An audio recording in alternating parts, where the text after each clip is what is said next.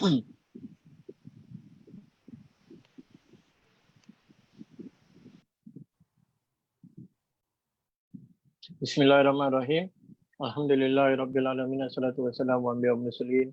Allahumma shalli ala sayyidina Muhammad fatihil lima ughliq wal khatim lima sabaq. Nasrul haqq bil haqq wa hadi ila siratal mustaqim wa ala alihi haqqa qadrihi. Alhamdulillah. Assalamualaikum warahmatullahi ta'ala wabarakatuh, everyone. Wherever you are, we pray that you are in well-being, good health, and in good iman, inshallah, after Ramadan. So, alhamdulillah, tonight is we have a special guest from Scotland again, and we love to have him on our event online, inshallah. None other than Shaykh Aziz Fredericks. May Allah preserve him. And tonight will be something different that we're gonna discuss and interview with him. It's about domestic violence, spouse abuse, and all those negativity that links to it. So it's called broken relationship. You give love a bad name. Yeah. Okay, alhamdulillah, a bit about Shaykh. Shaykh Abdul Aziz, as we know, is the murid of Shaykh Habib Mashur Al-Haddad.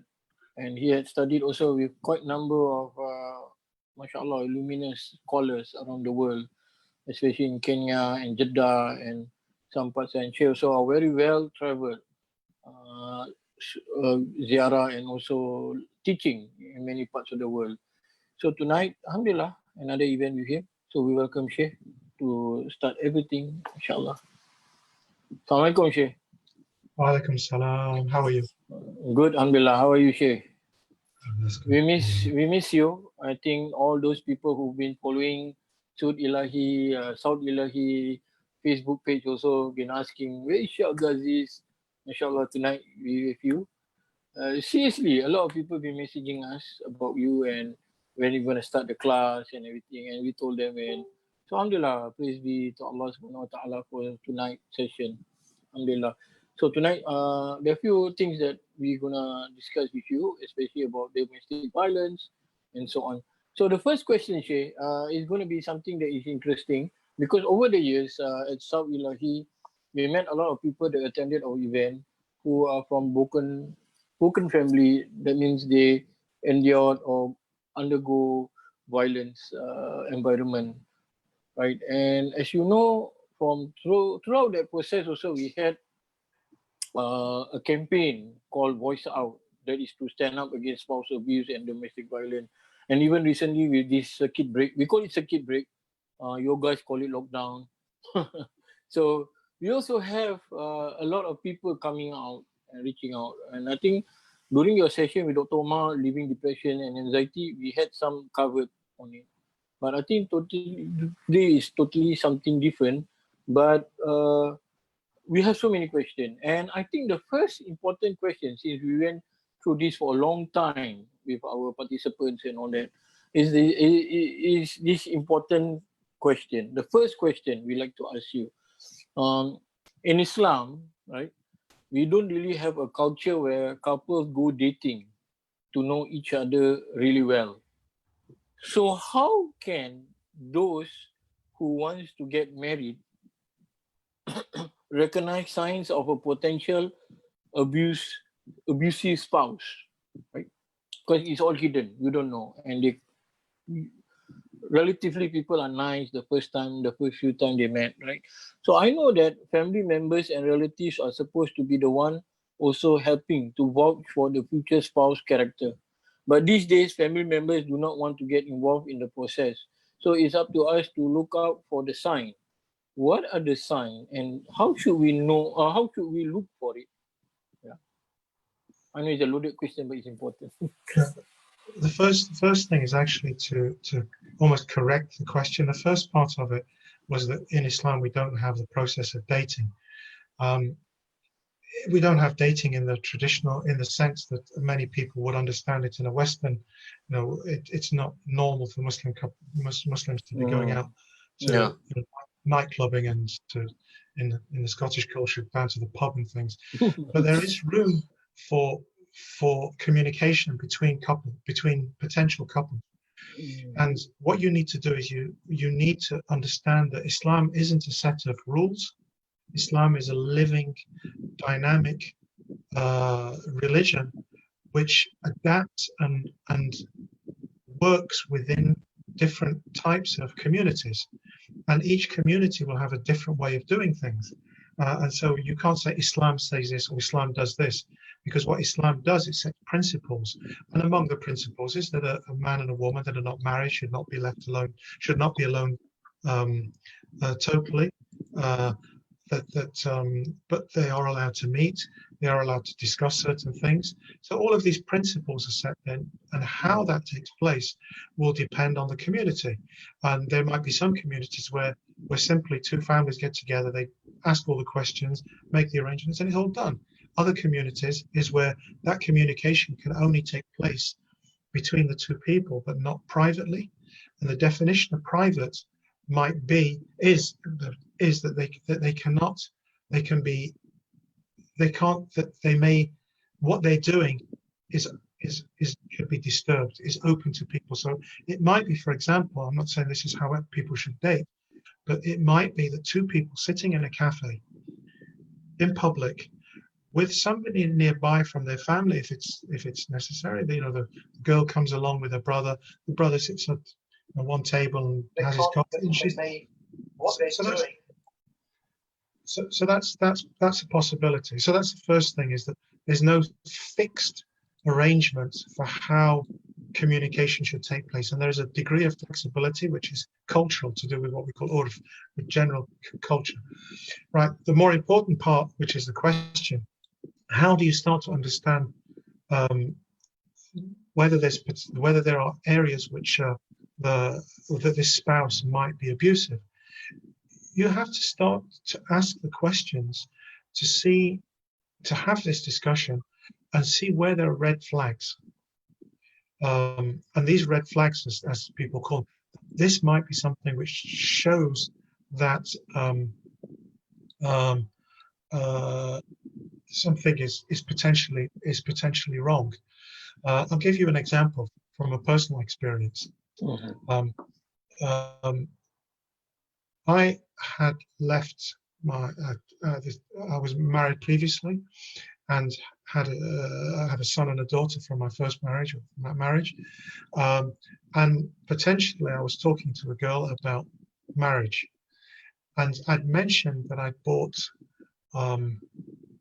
just in passing, that I'd bought lip balm or lips for my daughter, and she became quite annoyed.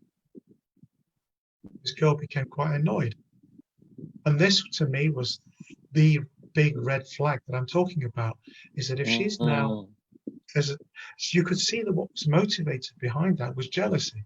And alhamdulillah, that was the end of the discussion, really.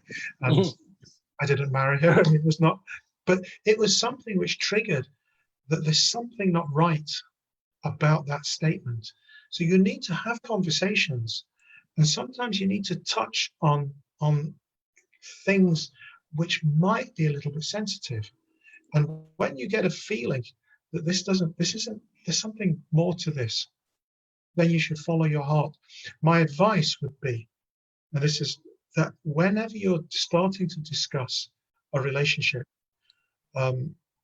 not to rush, but the things that, so one is not to rush. The second, and this is the really most important one for me, is that you do what we call istikhara throughout the process, ideally every single day. So if you're talking for 1 week, every day for a week. If you're talking for 2 years, every day for 2 years. What does istikhara mean? The word istikhara means to ask Allah to show you the best of the situation, to show you what is best. And the traditional way within Islam, from the way the Prophet Muhammad sallallahu alaihi wasallam spoke, is that you do what we call 2 rak'ah, 2 prayer cycles of sunnah prayer outside of the normal prayer. And the Prophet sallallahu alaihi wasallam says, "Ahsin al-wudu," and do a good wudu. If you translate it, do a good wudu, and that implies, because all wudu is good, but what it implies is that you put some effort into preparing mentally before you do this istikhara. So you make your wudu with a clear intention, I'm now preparing to go through a process. And you do your 2 rak'ahs of prayer, your 2 prayer cycles, and then at the end of it, you make a dua. And the dua, I'll say in Arabic, But what's much more important is you get the meaning, which is Allah astakhiruka. Oh Allah, I ask you for the best of this. Show me what's best. Astakhiruka bi'ilmika, by your knowledge, وبقدرتك, and by your ability. فإنك تقدر ولا أقدر, because you know everything and you can do everything.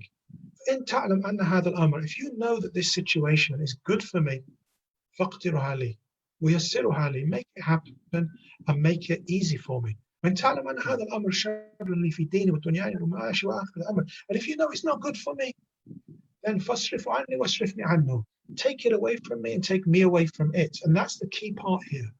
Take me away from it, take it away from me, and take me away from it. Because sometimes people love somebody or think they love somebody so much that when they go into this relationship, they're infatuated by the relationship or the thought of being in love. So some people are in love with being in love, not with a person. They want to be in love, so much so that they can't see the red flags. And they see the red flag and then they still chase after it. And this is where the danger, where potential abuse is going to take place, especially if that person had been abused in the past. Because in my experience of looking at how people have chosen their partners, often they choose abusive partners because they're attracted almost at a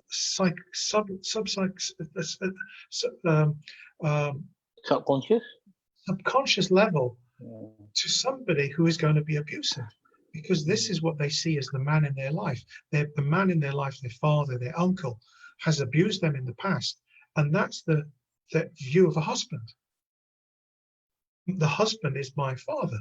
So they go into this, they see the red flags, but they still go after it. So the dua of istikhara is, take it away from me and take me away from it. وَبَدِّلُوا خَيْرًا, and make the situation better, وَرْضَنِ عَنْ, and make me satisfied with that situation. So therefore, going into this process with that dua is very important. Now, if you can't do the whole thing, and many of us, we can't do that every day, at least get the principle of it, which is that you, before doing anything, you ask Allah, Allah, show me what's right and make it best. Show me the best way. Keep me away from any danger. To keep the danger away from me and keep me away from the danger.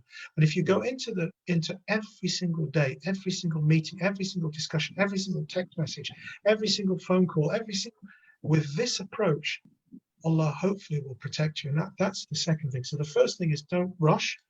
The second thing is make istikhara. And the third is push the questions beyond, oh, so which football team do you like? If they do say Tottenham Hotspurs, it doesn't necessarily mean that they're bad. Okay? You know, I wouldn't reject a girl just because she supported Spurs. So it's not a precondition. However, I would ask her why. And I know, I'm only joking because I know you're a Spurs fan. But sometimes you need to just push something a little bit further to say, why have you said that? Why have you done that? For example, when somebody makes a statement like when she'd said, so what was the last thing you bought for your daughter? And I'd mentioned lip balm. Her answer was why, or something like this. So my pushing it a little bit further, why? What's the thinking behind that? So sometimes when there's a statement, go a little bit beyond that to say, think why, try and tease out what's going on there. So if, for example, they said something like, I hate my father, which is another case where a girl had said, I hate my father. Oh, there's a red flag. This girl hates her father. There's potential here for this marriage not to be successful. Then ask the question, why do you say something like that? And if she turns around, well, actually, he abused me when I was this age.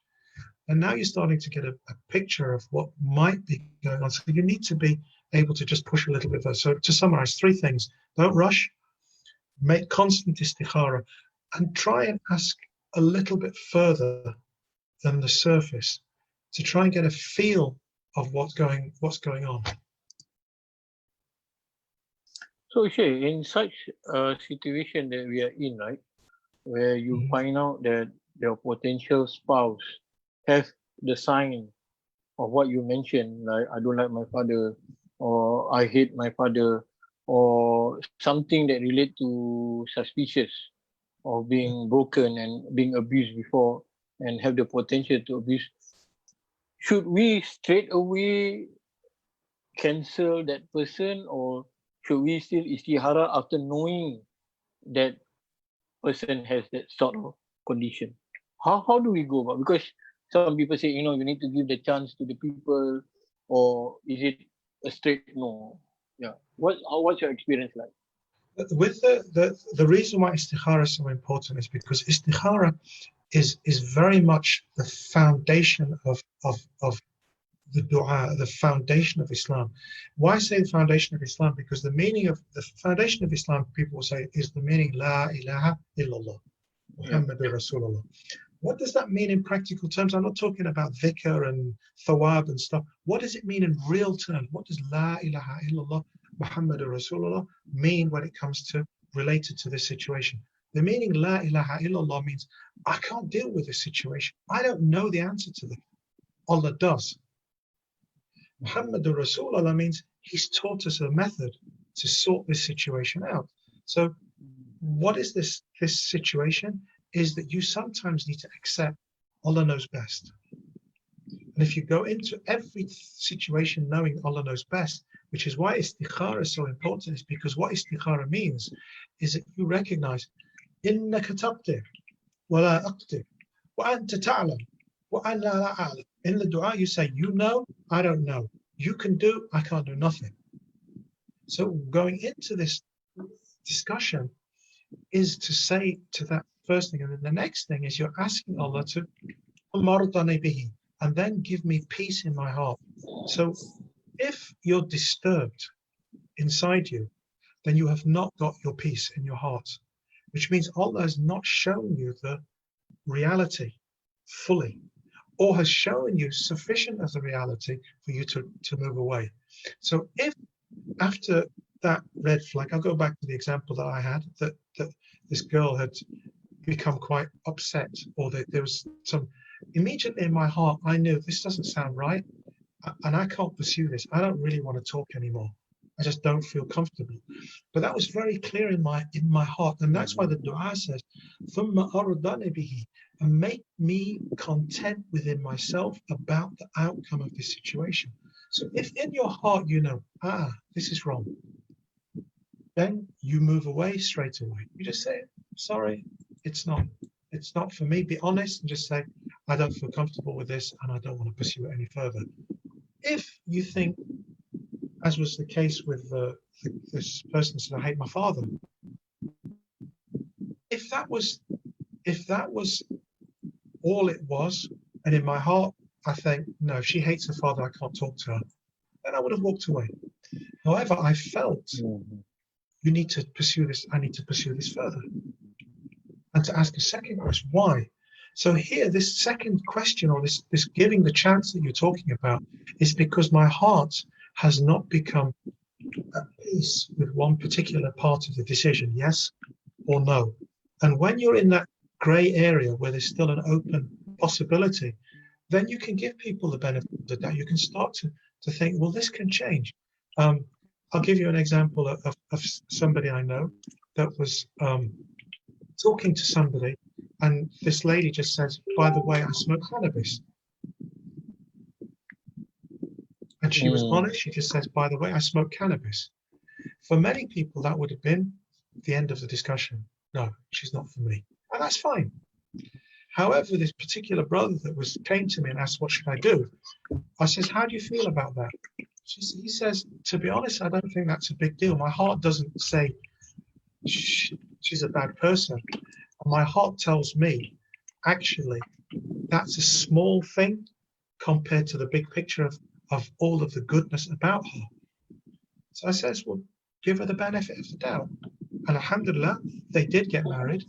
And as soon as they got married, very shortly after they were married, she stopped smoking cannabis because there was nobody to smoke cannabis with. He didn't smoke cannabis. and she didn't need to smoke cannabis because she was happy. So here, giving the benefit of the doubt is what you're asking. Sometimes you need to, but it's related to the istikhara. But when the istikhara, that feeling is, no, I'm not comfortable with this, leave it. And when your feeling inside you is, actually, that's not that, it's not something I would choose, but there's potential for this to be resolved. And that brother, he said, the big picture overall, I don't see any reason for me not to pursue this marriage. And this one thing, this aspect of cannabis, in my mind, it's not pushing me into a dark area, a grey area that I'm not happy with. So they married, and she, you know, they you know, I know them, and they're very happy, and he followed his heart, and in his heart he knew that she was a good woman, and the only reason she smoked cannabis was because she wasn't feeling complete, healthy. She needed something, and she felt if she had this, she wouldn't do it. And that's actually what happened in their life, that they, you know, she stopped smoking. So give people the benefit of the doubt if your heart feels at peace with it. It's interesting, Shaykh. MashaAllah. Thanks for sharing your experience. I think a lot of people out there are watching. We are learning from it. But Shaykh, I just want to be. By the way, I'm not saying condoning smoking cannabis. No. I don't want people What there I mean to say is that. the wisdom of it. Yeah. So, Okay. but Shaykh, I just want to digress a bit. In terms of you saying, because you touch a very important point. You were mentioning about some people wanting to be in love, and some people, rationally in love. So how do people understand when they are in such a delicate situation whereby I felt like I would say like I want to be accepted, so that's why I don't mind, I'm blind to whoever this person is that possible? Yeah. So if let's say we have someone in such a state, then how do we go about, maybe our what we call it, our siblings or our good friends, Yeah. I think there's two sides to this, I think, in the question. One is, what do we do when we see somebody who's making That's everyone's favorite question. Yeah. And then the person who is making the mistake. So there's two elements to this. So the person who might potentially be making the mistake, one of the things they need to do is part of the process of istikhara as well is to consult people. So it's not just istikhara and then all of a sudden you get this blinding light saying, yes, go ahead, or no, don't go ahead. It's something which is found in the heart of that peace, that tranquility. Part of the tranquility will be around seeking advice. And again, I think sometimes I need to be personal, but in the case of Sarah, for example, who, alhamdulillah, I'm very happily married to, she was making istikhara. She went to a particular lady and says, these are the issues that I think might be concern, and there's an age gap between us. And this was one of the things she said to this lady, do you think this will be an issue? And this lady just said no, and the reason why is because the following and the following and the following. And then her heart came to peace around that question. Okay, so sometimes when you're in this process of choosing a partner, you need to ask people, talk to people that you trust. You can't just, if you're making the decision completely on your own, there's potential for it to go wrong. There's potential for it to go wrong. And so part of the process is to ask. The second part of this is, and listen, don't just ask for the sake of asking. Oh, I think I'm going to ask my sister what she thinks, which is exactly what I did with the case of on the other side. I made istikhara. I spoke to my sister. She was the first person I spoke to. In fact, really, once I spoke to my own sister, she just says one or two things, and then I knew that this was the right thing to do. And alhamdulillah, I agreed to marry. That process of asking should be honest and sincere. And then if that person turns around and says, actually, you're in love with the idea of being in love, then take that advice. Why did you ask them? And then the person that's being given, who's being asked the advice, brother, the sister, whoever it is, they need to be honest and sincere, but they also need to be very subtle and tactful, because these are things which are very emotional. So if you think somebody is a real idiot, you don't turn around and say, don't marry him, he's an idiot. You can't, that's not the answer. You know, the answer has got to be present. If that might be the answer, don't marry him, he's an idiot. But what's more important is the way that you deliver that message, that you do it sincerely, but you also do it in a way that what you're saying is understood.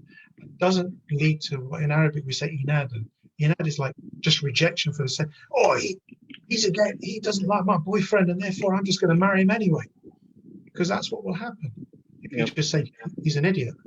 Whereas if you present, actually, if you think about this and how do you know he can do this, and how do you think he will react to this, and then you start to tease out those things. That's much more. So as an advisor, two things: be sincere and be wise in your way you deliver. Person who's asking the advice, be sincere and willing to listen. Inshallah, I think that is interesting. I mean, it's in details in asking people, but I think sometimes people just do not want to look into it, right? And that's the frustration that many people are facing. But Shaykh, we move on to those who are married. Said, if our spouses start to show their abusive side only during marriage, how do we go about it? Should we leave or stay while they seek help? Yep. There's no simple answer. Each situation needs to be looked at individually, because there's not a blanket answer to this. But there are some principles there. And one of the principles we should acknowledge is that the Prophet Muhammad sallallahu alaihi wasallam did not the beating. He never hit anybody. His wives, his children, the community. He did not hit. The only times that it's recorded that he hit was in the battlefield.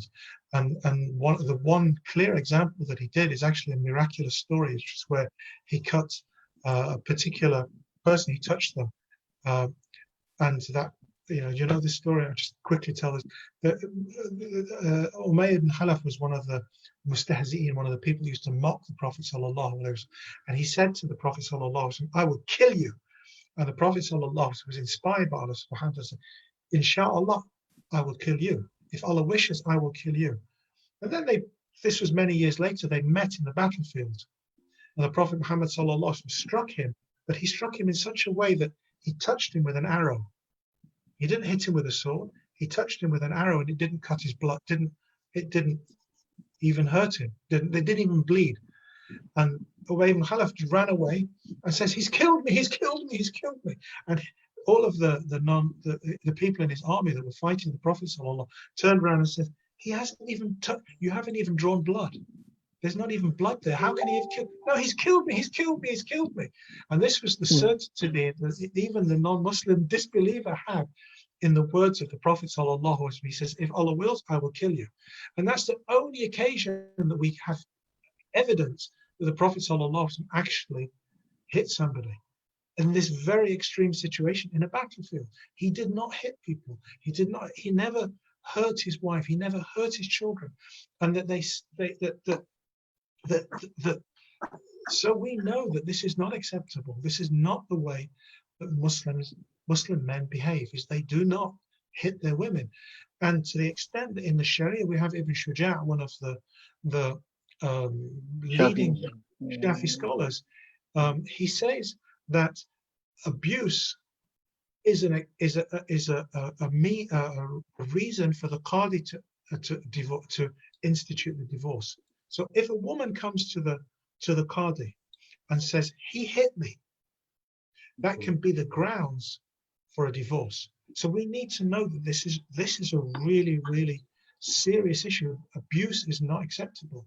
That's the first principle. So if a person is being abused, they do not have to continue in a situation of abuse. They do not have to stay in an abusive relationship. That's the first principle. Other principles is that people can change and relationships develop, and that sometimes if a person has done something wrong, there is a possibility for room to improve. And it doesn't mean that just because somebody's made a really big mistake and abused their partner, that's necessarily the end of the relationship. So these two principles need to be weighed up against each other in the situation. And sometimes the people that are so intensely in that situation cannot work out the balance between the two, which is why the Sharia, Islam, the Quran in particular, mentions specifically that you should bring hakim min ahlihi or hakim min ahliha, somebody from her side who holds her perspective, from her family, and somebody from his should come and assist them in the process of dealing with this crisis. And if Allah puts love in their hearts, He will make it work. But this principle of getting arbitration, getting help, is very, very important. So there's three principles that the Quran teaches us, or Islam teaches us. One is that abuse is not acceptable. Second is that people, even when a marriage is failing, it can be resolved, it can be saved. And the third is that you need help. So balancing all of these three things up in that particular situation, they should be able to make a decision, what do I do next? And in some cases, this is the end, I'm off, and I need protection. In other cases, let's bring people together, let's try and work it out. Other cases, he's got an issue or she's got an issue, let's provide the help for them and be patient, try and get through this together. So there's no simple answer, but weigh up the three principles. And there's other principles as well, perhaps. Yeah, thank you, Shaykh. It's important to learn this different, because not every cases are the same, and it's all different ways of doing it. Inshallah. Shaykh, there is one question someone just sent me, and I felt it's very important to address to you. The question is about this lady. She unwed, pregnant with this Muslim guy. And the problem started because it's not starting a good way anyway. So she was having a problem with the family, because the family do not accept her, despite that she embraced Islam.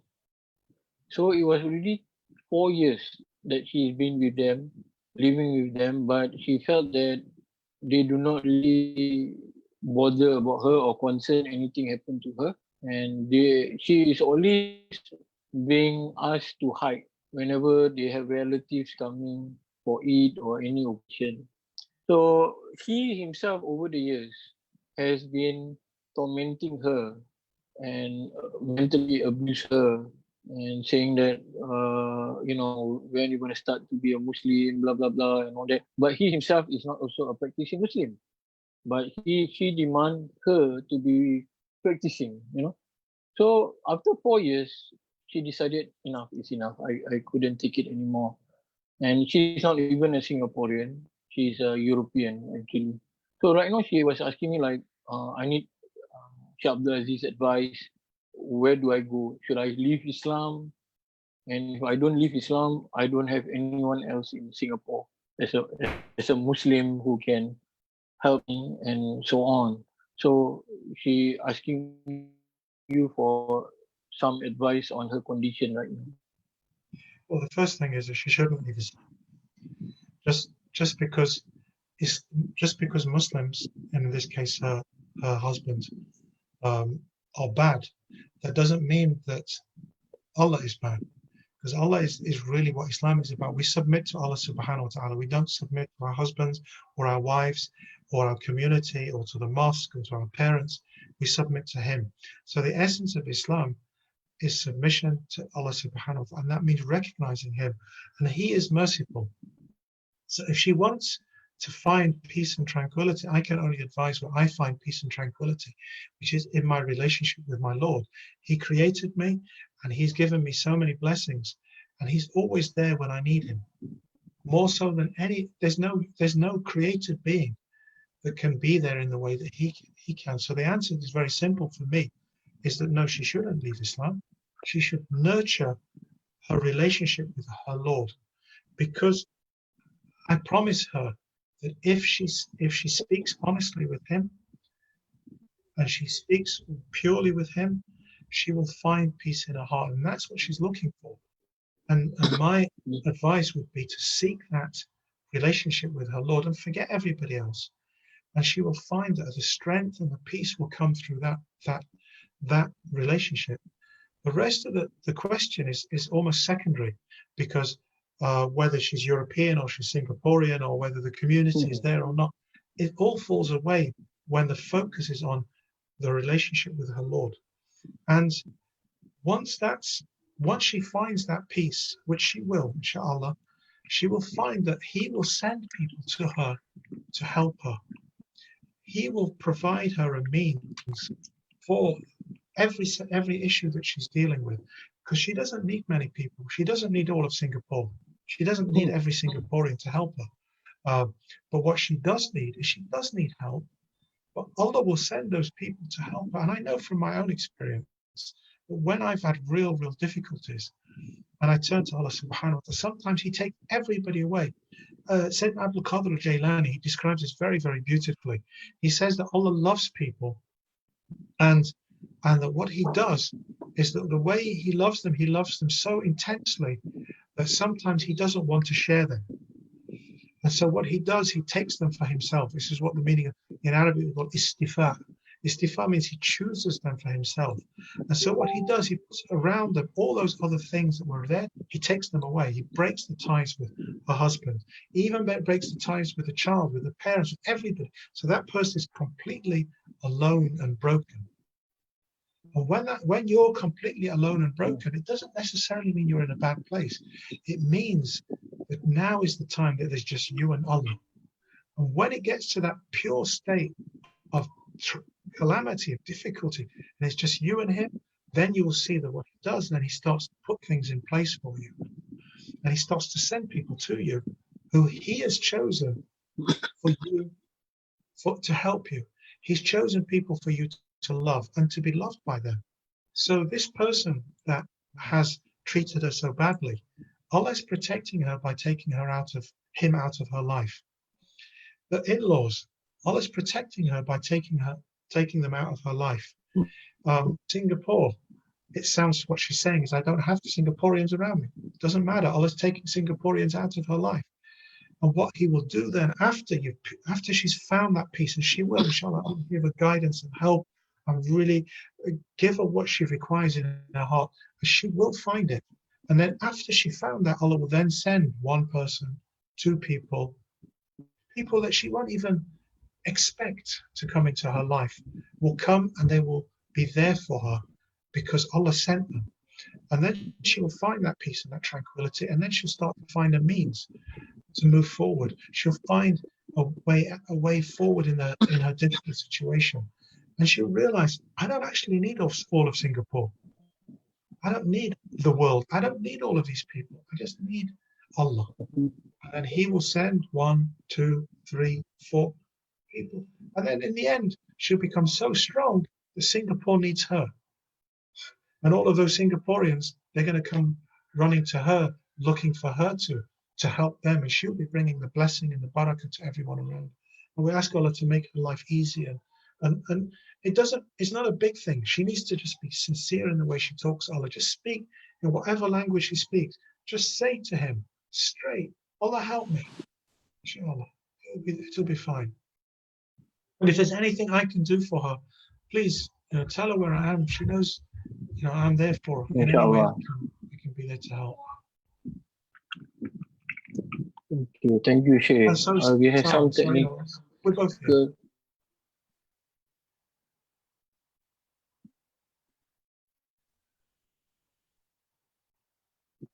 Sorry, we have, but I will continue. Training about people who the sign of people who problem, right? The one, for example, they say whether they don't like their parents on. So the question is, if we have abusive parents, would be attracted to abusive people, vulnerability inside of us that is preyed upon by abusive people, and that's how we end up with an abusive partner. Next question is, how do we, as a victim, how do we break the pattern of this subconsciousness attraction to abusive people? Somehow, I think I keep choosing men who are abusive. How do I get this consciousness? It seems like I just can't see what others see besides the istihara. I think I only You got the get second one question. thing? I know there were two questions there, but I think I only got the second question. So I'll try and answer that, and hopefully Just the technical side I will need get to solved. check. We'll get so. So the second question is, how do I break the pattern of this cycle of being attracted to abusive people? Um, Going back to what I'd said previously is those three things. Don't rush. Make istikhara, and this is again is I can't emphasize this enough. Is just keep making istikhara, and part of that istikhara is finding people you trust, people that you know have your best interests at heart, that you know you can rely on their judgment. And like I said, in my situation, when I spoke to when I made istikhara about marrying Sarah, the first person I spoke to was my sister Fatima, and after speaking to her, it was enough because I know that her uh, honesty in our relationship would be enough. And if she'd said to me, "This is dangerous" or "This is wrong," I would have listened to it. So you need to have people around you who you can have that trust in, who can see the whole picture. Um, and sometimes just handing it in part to take that as sincere advice is really important, because a lot of abused people, it's almost impossible for them to break out of the pattern of abuse because it's ingrained into their thinking. And it's nothing. I'm not. There's no blame placed on them by this. Is that this is one of the outcomes of abuse, and the answer to that is in some ways is to seek the right company to help you through this, to seek the help and to make istikhara. Um, could you repeat the first question? I think I got part of it, but I don't want to answer something which is not clear. Okay, just hold on. Actually, you got it right. So the question was: is this vulnerability inside of us that is being preyed upon by abusive people, and that's how we end up with an abusive partner. So the next question is: how do we break the pattern of this subconsciousness attraction to abusive people? Somehow, I keep choosing men who are abusive. How do I get this consciousness? It seems like I just can't see what others are seeing, what I'm going through, besides Ishtihara. Yeah, that's what the full question was. Yeah. Yeah. So I think I've kind of explained a little bit. So I think the first part was how does this happen? And I'll give you an example of probably one of the most extreme cases of abuse that I've ever witnessed was a young Pakistani boy who was profoundly deaf. And because he was profoundly deaf from birth, he'd never heard anything. Um, and therefore, he never learnt to speak. So he never spoke, and he was completely deaf. And he was abused in the most horrific way as a young child. And nobody knew about the level of abuse that he was until one day he was taken to the hospital. Um, and the doctors had said, how could this have happened? And they realized what had happened to what the level of abuse was, and it became a. Now I started to working with him when he was a young teenager, 13, 14, and I ended up working with him because he'd had the parents were worried that he was gay, Oh. and so what it turned out what was going through his process, his thinking process, was that this person who loved me, the way that they expressed their love was through violence. And these men that had expressed their love had showed sexual violence towards this boy. And as a result, he understood subconsciously that love is expressed through violence and through homosexual violence. And he was now attracted to men. But what has happened is that he'd learned through his experiences that this is what he should expect. And a lot of abused people have been abused in such a way that they can't, it's almost their mind is developed in such a way that they associate love and intimacy with things which are to do with the abuse, and therefore they're attracted to the abuse. So they almost subconsciously seek out abusive people because this is what their mind has taught them to expect, and this is what love is. Therefore, they're attracted. And like I say, the way to break it is not, they've pointed out, I've stressed this over and over again, but I can't express it enough that it is the foundation of moving forward. But part of that process of istikhara is finding people around you who can see the things that you can't see, and you can trust them. And that's why I gave the example of my sister, is because you need to sometimes hand it over to somebody else to say, look, what do you see in this? What do you see? Sincerely advise me. And if you ask sincerely, with your heart completely open to what comes back, and that person's sincere, they will say, actually, I think you're attracted to this person because. And then you can hopefully that listening to that advice will mean that you don't hopefully fall down that same hole and make that same mistake, inshallah.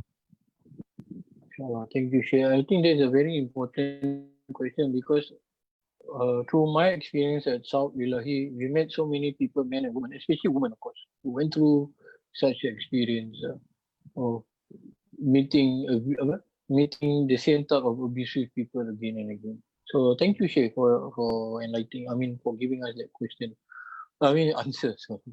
Yeah. So the next question, Shaykh, is I would say I try to combine the question and rephrase it. I have faced a series of bad relationships in the past that made me lose hope in marriage. I feel that I do not want to marry at all. Is there something wrong with me? Or do I still need to heal from my past before I can have a healthy relationship? My past relationship has made me lose hope in men. This is another question. I became lesbian, and sometimes the past hurt me a lot, as our relationship has been more than 5 years. He wasn't serious and didn't offer a marriage. What advice do you have for me? I think I'm not sure I got everything in there, but the first part of it was an easy one. Is there anything wrong with me? And the answer is no. If a person has been through difficult relationships, and at the end of this series of relationships, is that they decide they don't want to have any more relationship. There's nothing wrong with that. That's a natural outcome of bad relationships. Is that a person doesn't want to go into that same place. And so there's nothing wrong with that. And Prophet Muhammad sallallahu alaihi wasallam says a believer is not stung the same hole twice. So in other words, if you should learn a lesson from your past situations. If you know there's a scorpion lives in this particular hole, you don't keep putting your hand down to get bitten. So to say, I don't want a relationship, there's nothing wrong with that. If that's the first part of the question, that's a nice easy one. I think I understood because the line wasn't very clear. I understood that the person now, that the lady is now moved into a different, is seeking something different, and what she's seeking is a relationship with a woman, if I understood that correctly. Yeah. Yeah. Now she's now looking for something which is different to what society would, conservative Muslim society would accept as being the right model of relationships. It's understandable where this person is where the sister is, and that's not necessarily a bad way to be, for her to be feeling. This is a natural consequence, and you can't negate what she's feeling. And it's understandable that she's now pursuing this route which she feels will bring her peace. And all we can do is make dua that she finds peace, and then make that dua sincerely. And she should also make that dua as much as she possibly can for herself. But she should not give up on the possibility, inshallah, of having a happy relationship, in a married relationship with a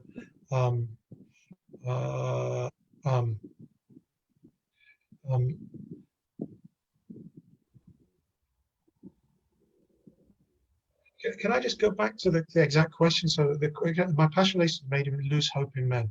I became lesbian. Sometimes I feel I have interest in both men and women. My past hurt me a lot, as our relationship has been more than 5 years, but he wasn't serious and didn't offer marriage. So alhamdulillah, thank you for sending it in this format. Like I say, that this sister, we ask Allah to give her peace and tranquility in her heart. She won't be able to move forward in any relationship. You won't be able to move forward in any relationship except with peace in your heart. And hopefully, when there's enough peace and tranquility for you to start pursuing relationships, inshallah, hopefully, you will find the right way forward. But to focus on the relationship will not bring about the successful relationship. You have to focus on that inner peace, on that inner tranquility, and finding that relationship with your Lord, and that will lead to the right relationship with humankind. And so switching the emphasis from, am I interested in men or I'm interested in women, which one has hurt me more, which one is better for me, I think allow that just to take its place. That will happen. Whatever happens, inshallah, but to focus on, how do I find peace within my heart? How do I heal from this 5 years of abuse, of 5 years of a relationship which wasn't good? How do I heal from the way that men have treated me in the past? How do I repair my relationship with my Lord? How do I talk to Allah about this? And that's where I would put the focus and the emphasis, inshallah. And again, if there's anything I can do to help them, on an individual level, I'm more than happy to try and talk to her. Ask Allah to guide her and help her and give her that peace, inshallah. Ameen. Thank you, Shaykh.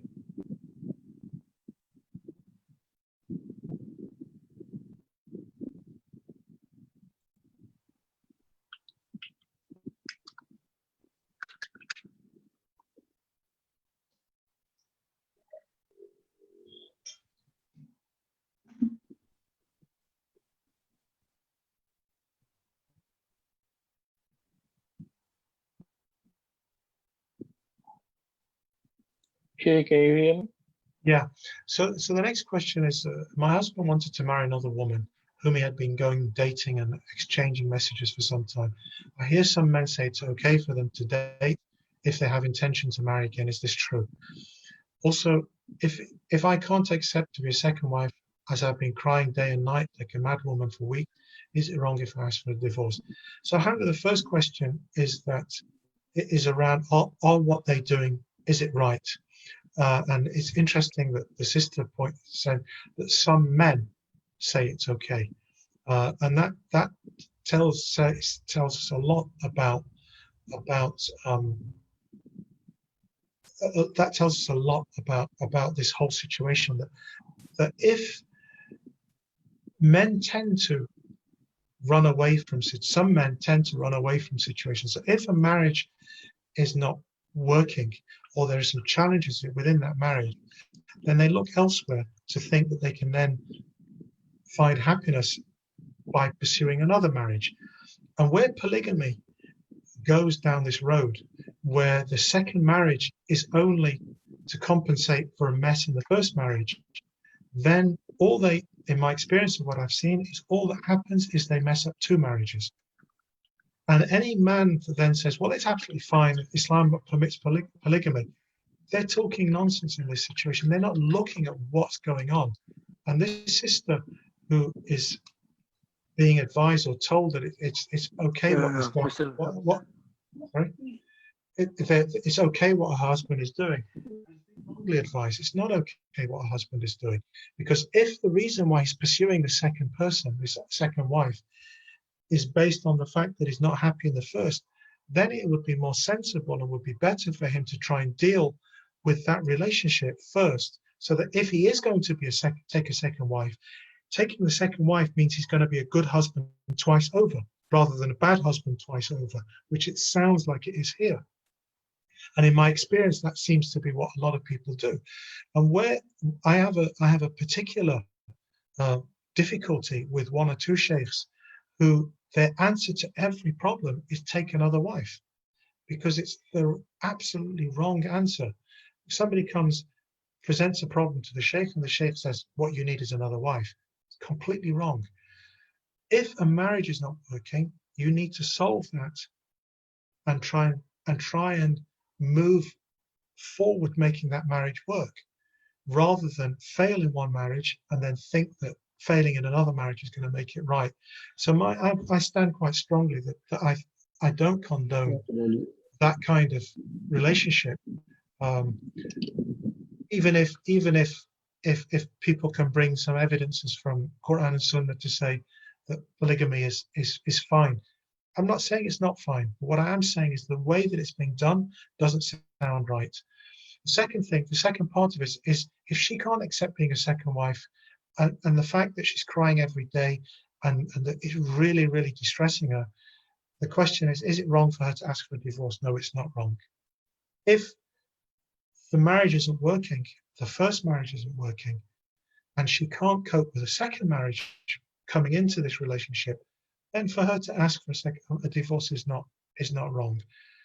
The ideal situation would be for her to talk to him, to try and resolve what's going on in their relationship. And then if she's happy and he's happy and they both feel that they can make another person happy, then talk about polygamy, but not to do it in this way. It's not the right way. And Allah knows best. MashaAllah, Shaykh. Thanks for your advice. The next question, can you hear me, Shaykh? I can hear you better now, alhamdulillah. Yeah. When it comes to identifying verbal abuse, how do victims differentiate between hurtful behavior, like name calling, which may be relatively normal, and verbal abuse itself? At what point do hurtful words become verbal abuse? Is there a need to differentiate between them and all? Apologies for laughing. It's just that I'm reflecting on my own situation here. Oh, okay. Sarah often says, but you know that's how I speak. This is her answer to a lot of, and sometimes she said things to me, which in the house, I just accept that this is how she speaks, and alhamdulillah, she's one of her languages is Urdu, and now I know all of the animals in Urdu, and I've learned that, and I say that deliberately because she would say things, and it would not be abusive. In our relationship, she would call me a donkey, she would call me this, and she would call me a monkey, and these are not pleasant names. But I never, ever, ever felt abused. And sometimes I didn't even realize that this was not socially accepted, because until one day she said it in public, and somebody went to her, they said, you know, that's my sheikh you're speaking to. Of course. And she said, well, that's my husband. It's my husband. I can say what I like. And they says, he's our Shaykh. And he was our Shaykh before he was your husband. And then she realized, oh, actually, those words are not pleasant. And then she came to me, she says, am I abusive? She actually asked me, am I abusing you? And I said, no, you're not. So why am I telling you all of this? Is because there's a difference between the words and the intention. And this is what you need to try and understand, because some people can be very polite to you and not call you names, but are abusive. You can go, so they might say to you words which are actually very outwardly pleasant, but what they mean are actually is very, very hurtful. And that's where you need to differentiate between the words and the intention, and the words and the meaning. And usually when somebody's being abusive, there's a package around the words, and it's not the words themselves that are abusive. It's that package, it's that tone, it's that the look, it's the timing that sometimes, for example, an example would be where somebody would make a comment about the wife's cooking. Now, the fact that she can't cook might be a fact, but to say it at a particular point where it will hurt her the most is an abusive thing. So somebody might say, oh, but she can't cook. But they won't say it in private. They'll say it at a point where she's in public, and it will have the maximum impact on her. Now that's abuse. Not the fact that he said she can't cook, because that's a statement of fact. It's and the fact that the first time she referred to me by an animal name, and she says, "But I love donkeys." Inshallah. And I know she didn't mean anything. So here it's differentiating between the words, which might sound nasty in the case of my own personal situation, but they're not. And sometimes where the words are nice, but actually they're nasty. So trying to get an understanding of what's the intention here, what's the timing, why was it said at this point? And if it was because they wanted to have maximum hurt, then and I know that if I'd said anything that I've ever said to Sarah, I don't like that. I don't like you to use, like, for example, once she said it to Idris, my son, and I says, I don't like you to use that word with him. She never used it, even though it's the same word that she can call me. So she can call me that name. She can call me monkey. It doesn't matter. But I don't want her to. She won't. That means that it's not abusive. She's not abusing me. She's not abusing her. That's just Sarah, and it's fine. That's Sarah. It's part of her. So again, the question to summarize: look at the intent. Look at what does the person want from that statement. Was it to hurt me? And if my husband or my wife chose to say that word at that time deliberately to hurt me, it's abusive. And they need to deal with it. Thank you, Shaykh, for clarifying and showing us the difference. It's very important. We have left two questions. One question a lot of people ask is that whenever they try to endure a marriage, they always say, I stay in the marriage for my children. I hold on to the marriage to my children. So one of these questionnaire, she said that, Shaykh, I've been holding on for 7 years.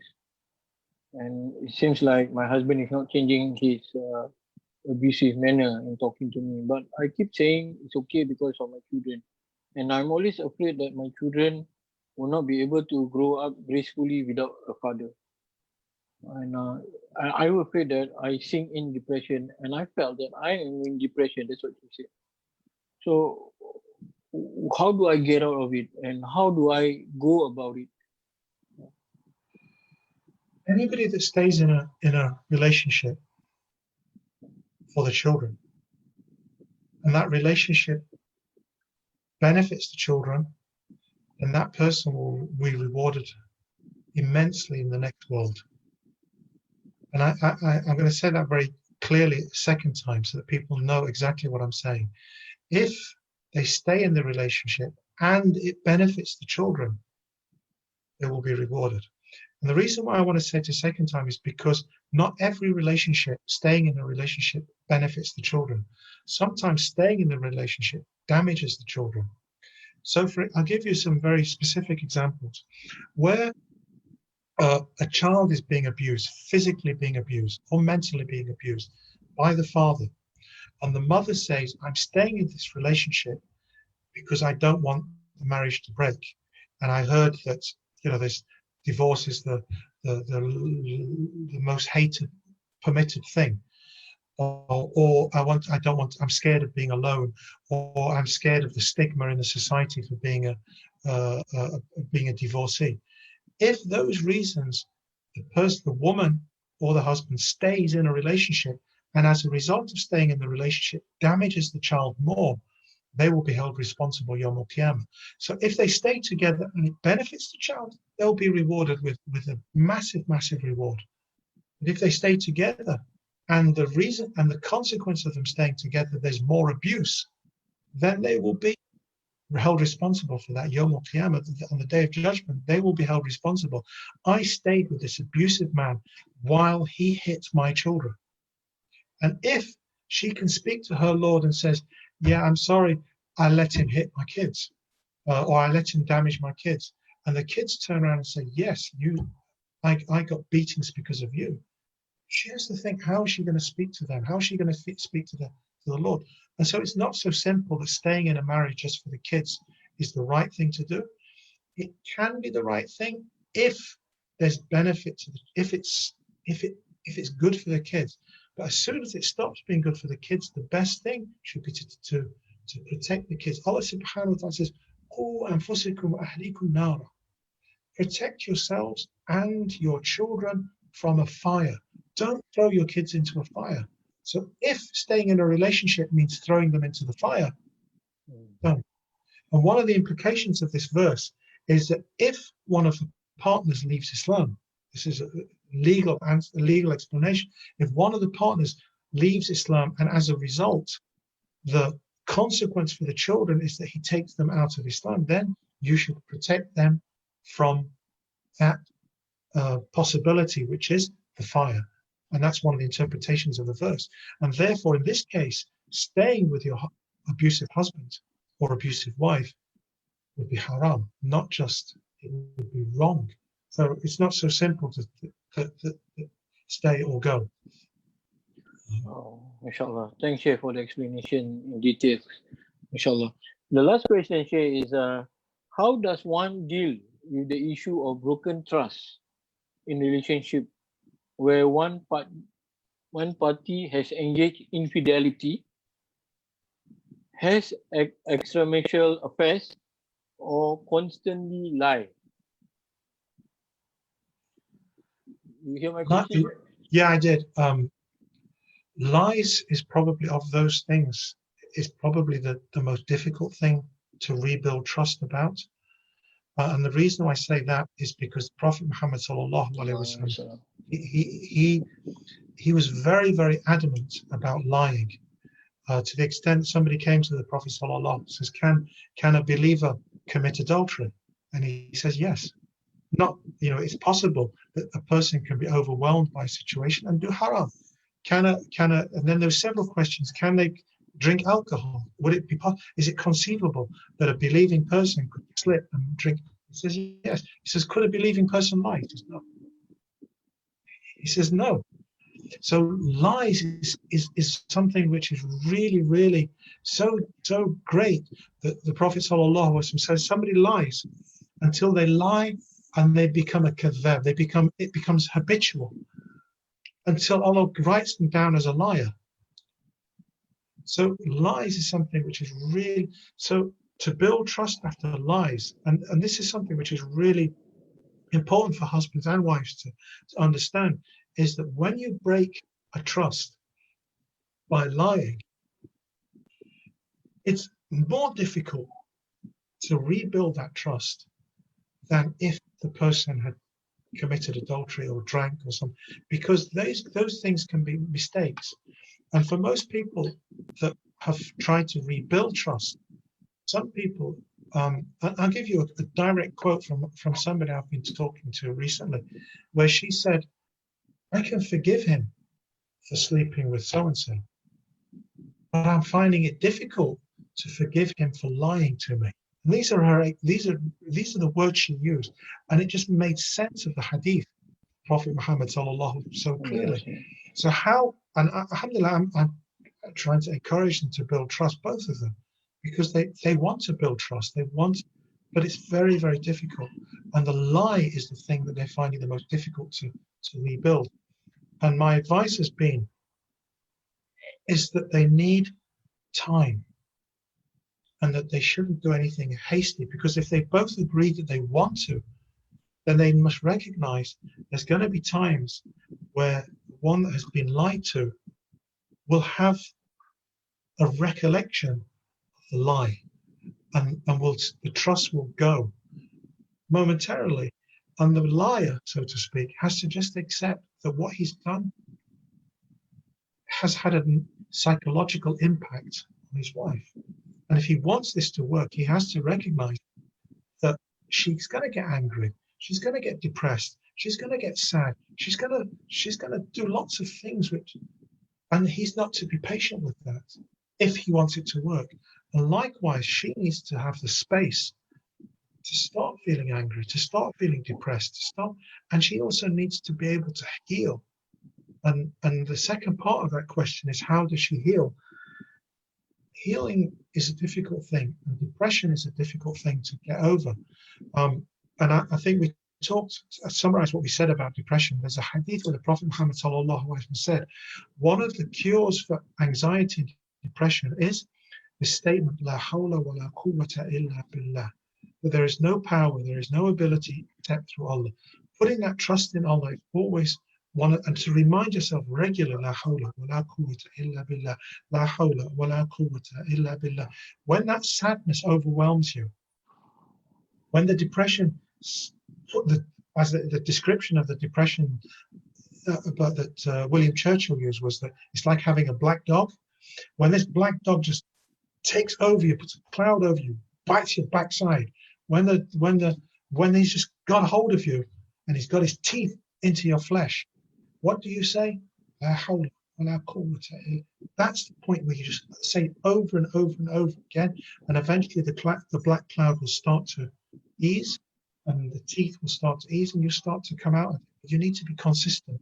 Whenever it happens, la hawla wa la quwwata. If this isn't enough, it might be that you need help, therapy. It might be that you need counseling, which is different, just to talk. It might be that you need medical intervention. You might need something to give you that physical tranquility to be able to deal with it. So take the means. Allah said, لِكُلِّ دَاءٍ دَوَاءٍ. Every illness, and depression is an illness, has a dua, has a cure. So seek the cure. Seek the cure through dhikr, seek the cure through meditation, through therapy, through counseling, and if necessary, through medical means. So that's the answer. Take all of these means, inshallah.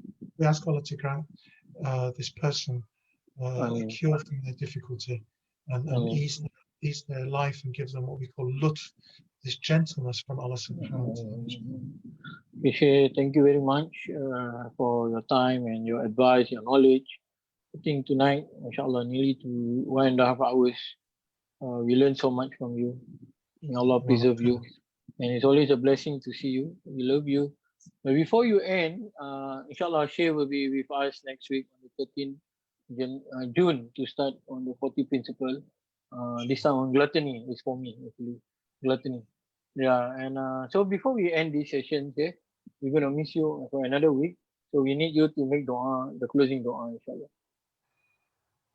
يا لطيف الطف بنا فيما نزل إنك لطيف لم تزل الطف بنا والمسلمين. ما شاء يا الله. لطيف الطف بنا بتيسير العسير فإن تيسير العسير عليك يسير. اللهم الطف بنا بتيسير العسير فإن تيسير كل عسير عليك يسير. اللهم الطف بنا بتيسير العسير فإن تيسير العسير كل عسير عليك يسير. اللهم الطف بنا في قضائك يا رب العالمين.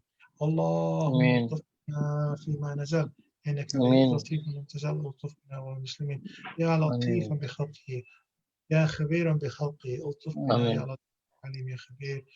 اللهم صل على سيدنا محمد صلاة تنجينا بها من جميع الأهوال والآفات وتقضي لنا جميع الحاجات وتطهرنا بها من جميع السيئات وترفعنا آمين بها عندك أعلى الدرجات وتبلغنا بها أقصى الغايات في جميع الخيرات في الحياة آمين وبعد الممات.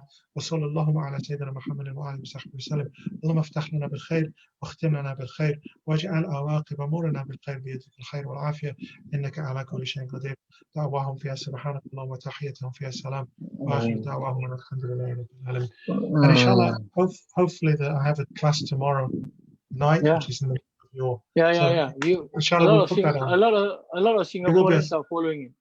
So inshallah, mashallah. hopefully that will be an opportunity for us to meet tomorrow and then again next week.